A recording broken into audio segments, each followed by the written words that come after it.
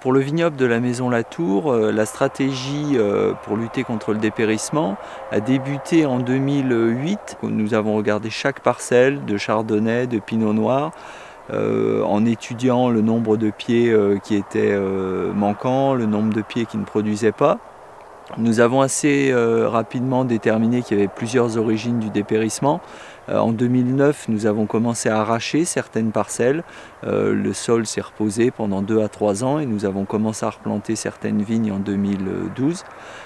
Pour d'autres parcelles, nous avons fait des complantations ou repiquages, comme nous disons en Bourgogne, pour garder 100% des pieds qui produisent.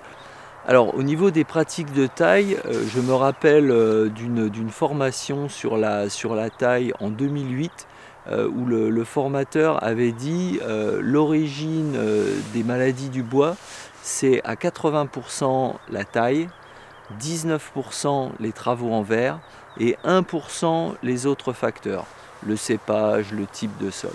La taille est extrêmement importante pour le dépérissement. Alors ceci étant dit, nous n'avons pas fait de révolution au niveau de la taille. Les vignes sont taillées en guyot simple. Nous pensons que c'est très important de très bien tailler, de faire attention aux coupes, que les coupes soient très nettes, très franches, que les coupes respectent le flux de sève. Il ne faut pas forcément essayer d'aller vite. Alors la maison Louis Latour produit des chardonnays en Ardèche depuis le début des années 80 et nous faisons comme en Bourgogne, nous avons fait des formations de taille. Nous faisons extrêmement attention à l'âge moyen des vignes. Il ne faut surtout pas que les parcelles vieillissent prématurément. C'est la même chose. Le climat du sud de la France accepte bien le chardonnay pour la qualité des vins. Par contre, les pieds de vigne taillés un peu trop généreusement vont exprimer plus de maladies du bois. Ils sont un peu fatigués.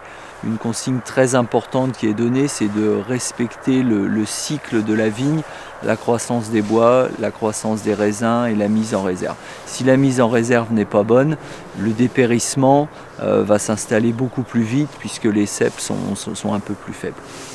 Nous sommes ici donc, dans une parcelle qui a été replantée en 2012. Nous voyons les troncs n'ont pas de blessures, donc tous les pieds sont droits, tous les pieds ont la même hauteur, ce qui veut dire que la vigne va bien vieillir. J'ai pris avec moi un vieux cep que nous avons coupé dans sa longueur, donc ça c'était dans une parcelle qui a été arrachée. Il y a toute une zone nécrosée sur le bois. Il y a des endroits où le trajet de sève est abîmé. Le cep a aussi été abîmé par le travail du sol. Voilà, donc aujourd'hui, nous faisons tout pour que ce genre de choses n'arrive plus. Ces parcelles jeunes ne vont pas vieillir comme certaines vignes qui ont été un peu maltraitées pendant les années 80.